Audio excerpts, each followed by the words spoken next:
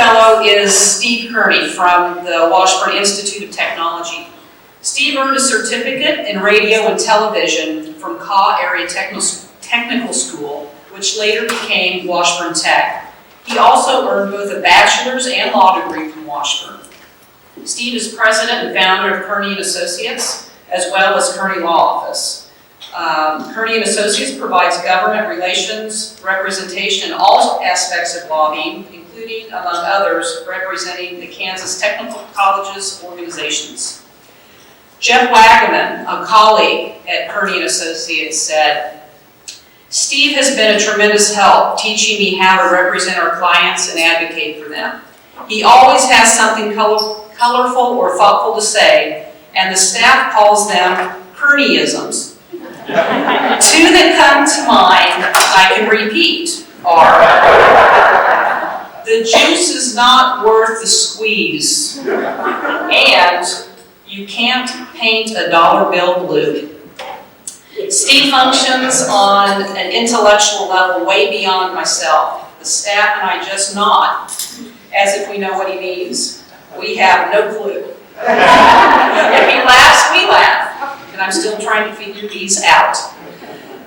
Colleague Kim Allen Barnes said, "Steve says curiosity separates humans from the rest of the world.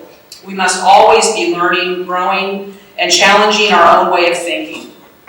State Representative Fred Patton said, "Your work in the State House has made a significant impact on our state, especially within the criminal justice system. Thank you for always being a trusted and informed resource to the legislature and especially to me." Steve was an FBI special agent and chief of staff to the Kansas Senate Majority Leader. He served as board president of Shawnee County Crime Stoppers and Family Service and Guidance Center. Eric Haskin, past president of the Kansas State Troopers Association, said, "While working with Steve, I always had great confidence that no matter what we were involved in, we would always be represented by the highest moral and ethical standards." Steve, on behalf of the Washburn University Alumni Association Foundation and the Washburn Institute of Technology, we're pleased to honor you as a Washburn Alumni Fellow. Good afternoon, everybody. So the scary part is when one of my colleagues comes now, I start talking. So they'll be happy to know that I did some notes. I told my wife this morning, I said, "Would you get my outline off the printer, please?" And she rolled over into 2 pages. Just the way your outline's 2 pages. So I'll try to go with my colleagues' idea that we keep this fairly brief, but who knows. So thank you very, very much to everyone, the Alumni Association, to the academic deans, to Michael Stroshine for nominating me for this very, very prestigious award.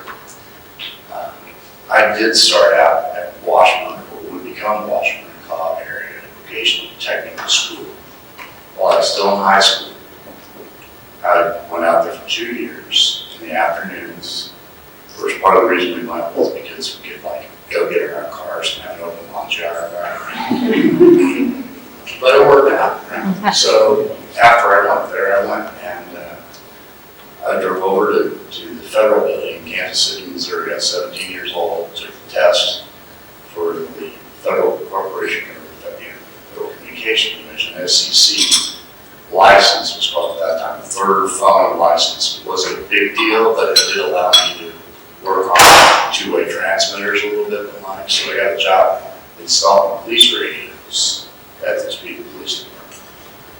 So that was kind of a springboard for me. I started with that. I fought fire for a little while between the time that I was installing police radios with the Topeka Fire Department. I was 19 when I was hired, just over the age of 19, so the youngest firefighter that ever hired, at least at that time. A lot of fun, by the way, fighting fire. There just aren't any much, right? So you spend a lot of time sitting around wondering, I thought, probably should be wishing that there's another fire. So as soon as I was old enough, I took the test for the Topeka Police Department. My father was a career TPD I retired as chief of detectives, was a huge influence on me. And worked my way through college as a police officer. Worked the street at night, went to college in the mornings, worked a part-time job in the afternoon, slept 3 hours, like rinse and repeat kind of for a period of time. So it was a fantastic experience in undergraduate school here. Criminal Justice Department and the Anthropology Department, of all things, a double major because you had to take so much anthro to get a criminal justice degree. That it just fascinated me. I had hours, so I just continued with it as well. Hard to make a living with it. So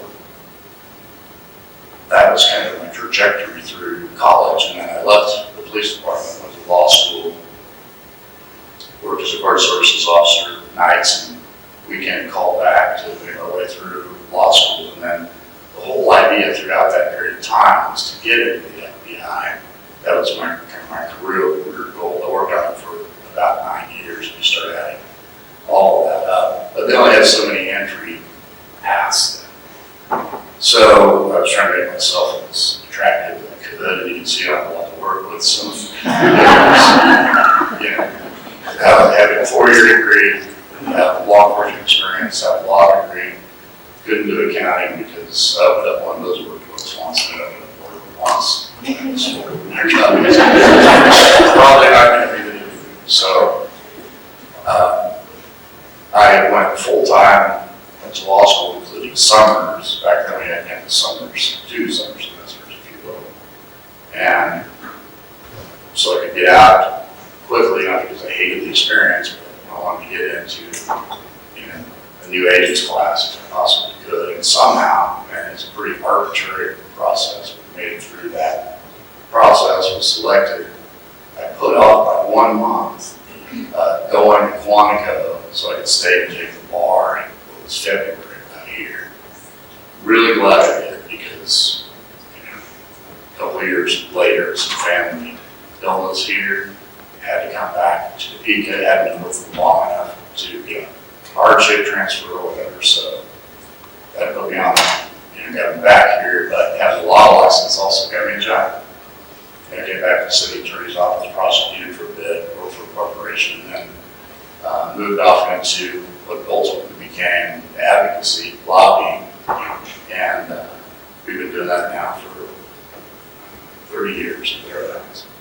And it's been a very rewarding career. I wish you would have asked me 40 years ago what would I be doing today. It would be this, and it certainly would have been lobbying and really set foot in the State House back during those times. So it's been very interesting. It's been a lot of fun, and there's so many, very many people to thank. I'll try not to go through a whole litany of that, but I want to thank my wife.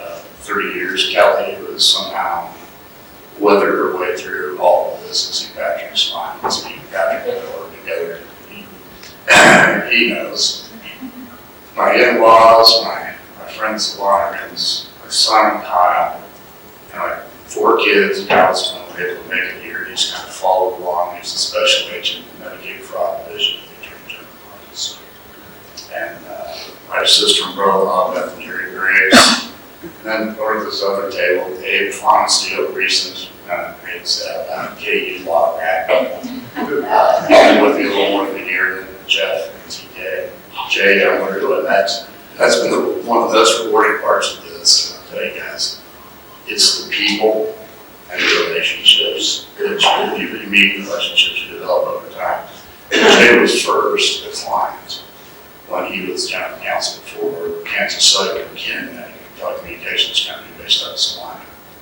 And then we lobbied together. I was his contract lobbyist. And then he ran for Kansas Senate and was Kansas State Senator, Majority Leader, et cetera. And his career was matriculated around. We've remained friends, colleagues, all that time. So I feel like I've stood on the shoulders of all of these people and all of many of you that I see out here. To have this very interesting life. So thank you very much.